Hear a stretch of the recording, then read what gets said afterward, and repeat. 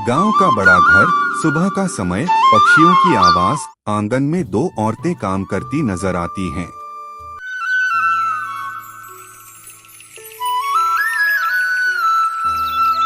गांव के एक बड़े से घर में रहती थी दो बहुएं, रीमा और पायल।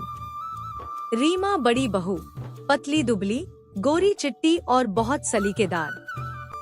जब वो आंगन में चलती थी तो उसकी पतली कमर पर लहराता दुपट्टा जैसे हवा में गुनगुनाता था।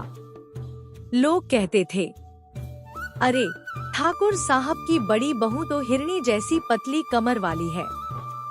और उसी घर में थी पायल, देवरानी, गोलमटोल, मुस्कुराती हुई पर थोड़ी भारी भरकम। लोग उसकी हंसी की नहीं, बस उसके शरीर की बात करते। विजुअल नई बहू पायल रसोई में सब्जी काट रही है। रीमा उसे देख रही है।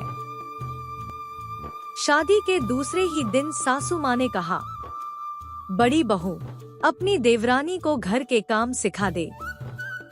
हाँ मांग जी। पायल से, देख देवरानी, यहाँ हर चीज में नापतोल और सुंदरता होनी चाहिए। ठीक है जेठानी जी, मैं सीख जाऊंगी। पायल धीरे धीरे सब्जी काटती रही, हाथ थोड़े धीमे थे। रीमा बोली, हाथों में जरा फुर्ती लाओ देवरानी, वरना सब्जी में जान नहीं आएगी। पायल हल्की मुस्कान से, मैं कोशिश कर रही हूँ जेठानी जी। रीमा ने हल्का ताना मारा, कोशिश से नहीं, हल्के शरीर से काम जल्दी होता है। पायल चुप रही, बस मन ही मन मुस्कुराई। सासू माँ बिस्तर पर हैं, रीमा और पायल दोनों सेवा कर रही हैं। कुछ दिनों बाद सासू माँ बीमार पड़ गई। रीमा ने कुछ दिन तक सेवा की, फिर पूजा की तैयारी में लग गई। मांग जी, नौकरानी दवा दे देगी, मैं पूजा कर लूं?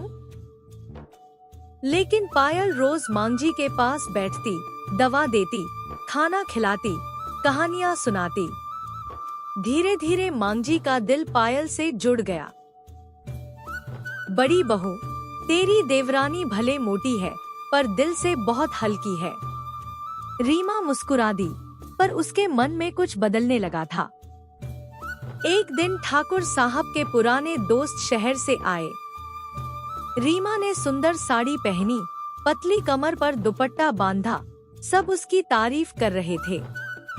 और पायल रसोई में पसीने से भीगी, लेकिन खुश होकर खाना बना रही थी। वाह, इतना स्वादिष्ट खाना किसने बनाया? रीमा मुस्कुराकर, मैंने ही बनाया है ठाकुर साहब। नहीं रीमा, मैंने देखा था, पायल ही रसोई में थी। सबकी नजरें पायल पर गईं। वो झेंपते हुए बोली, बनाया मैंने, पर सिखाया तो जेठानी जी ने।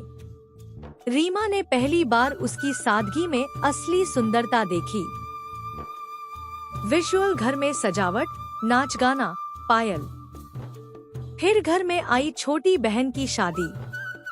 रीमा अपनी सूरत संवार में लगी रही, लेकिन पायल दिन रात काम में जुटी रही।